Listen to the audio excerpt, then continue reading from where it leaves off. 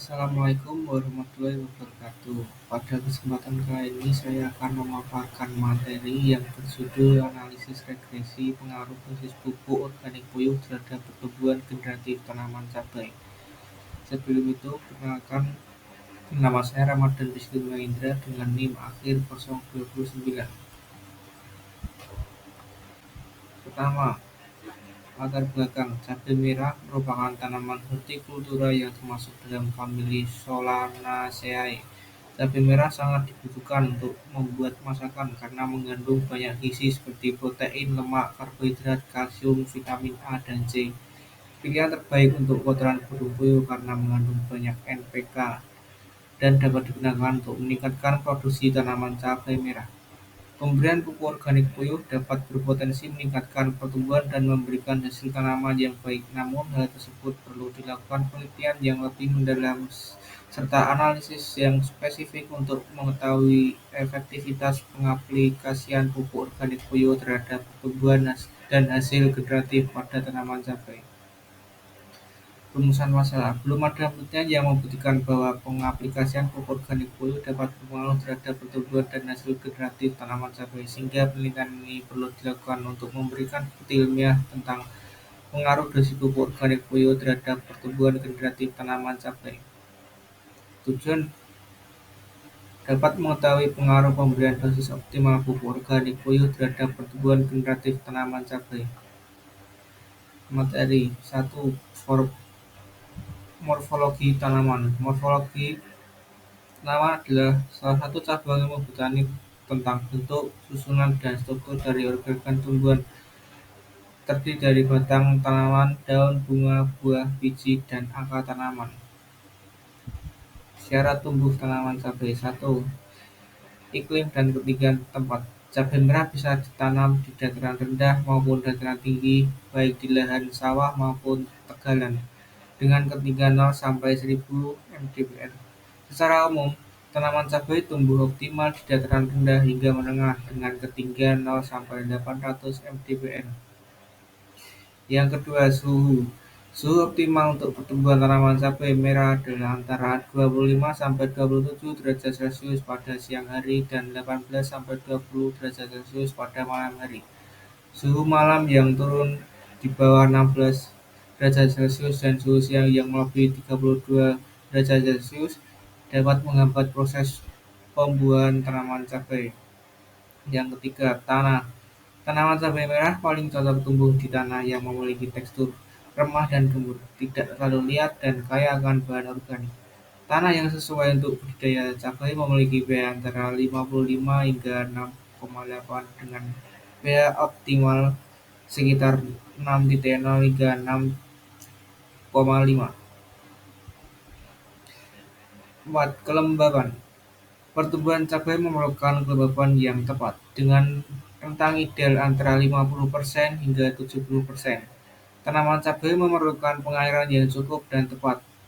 Pemberian air yang berlebihan di sekitar akar dapat menyebabkan pertumbuhan penyakit jamur dan bakteri yang dapat menyebabkan kematian tanaman. Sebaliknya, kekurangan air dapat menyebabkan tanaman cabai menjadi kering, kerdil, layu, dan akhirnya mati. Yang kelima, cahaya. Cabai tumbuh paling baik dengan paparan cahaya matahari antara 60% hingga 70%. Durasi ideal penyinaran untuk pertumbuhan tanaman cabai adalah 10 sampai 12 jam, terutama di daerah garis khatulistiwa. Materi tentang organik puyuh. Kotoran puyuh mengandung kadar nitrogen, fosfor, dan kalium yang tinggi. Pupuk ini memberikan nutrisi penting bagi pertumbuhan tanaman, di mana nitrogen berperan dalam pertumbuhan vegetatif seperti akar, batang, dan daun. Fosfor juga berpengaruh pada pertumbuhan generatif tanaman, terutama dalam pembentukan bunga. Sementara itu, kalium berperan dalam penyerapan air oleh tanaman melalui regulasi tekanan tugor sel yang mempengaruhi pembukaan dan penutupan stomata. Pupuk organik dari kotoran puyuh juga penting sebagai sumber nutrisi makro dan mikro untuk memenuhi kebutuhan tanaman dalam pertumbuhannya. Pemberian pupuk dengan dosis rendah mengakibatkan penyerapan hara dalam tanah lebih sedikit oleh tanaman, dan sebagian besar hara telah tercuci ke dalam tanah dan tidak terserap oleh akar tanaman. Sebaliknya, dosis pupuk yang tinggi akan membuat hara dalam tanah tetap tersedia meskipun sebagian telah tertutupi oleh air tanah, namun dalam jumlah yang relatif kecil. Penggunaan pupuk yang tepat dapat menjaga ketersediaan fosfor dan unsur lain di dalam tanah. Pemberian dosis pupuk kandang puyuh merupakan faktor penting dalam menyediakan unsur hara untuk merangsang pertumbuhan tanaman dan meningkatkan produksi dengan cara menyediakan unsur hara yang dibawa oleh pupuk kandang puyuh yang merupakan sumber zat hara penting bagi tanaman. Kekurangan unsur hara dapat menghambat pembentukan akar tanaman. Materi pertumbuhan generatif tanaman cabai. Perkembangbiakan generatif pada tumbuhan melibatkan proses penyerbukan dan pembuahan. Penyerbukan dimulai dengan serbuk sari melekat atau jatuh ke kepala putik. Setelah penyerbukan, bulu serbuk sari tumbuh dari serbuk sari menuju ruang bakal biji. Serbuk sari kemudian masuk ke ruang bakal biji melalui bulu serbuk sari, di mana terjadi pembuahan. Pembuahan adalah peleburan serbuk sari dengan kepala putik, menghasilkan zigot. Zigot berkembang menjadi embrio, bakal biji berkembang menjadi biji dan bakal buah, dan akhirnya bakal buah menjadi daging buah.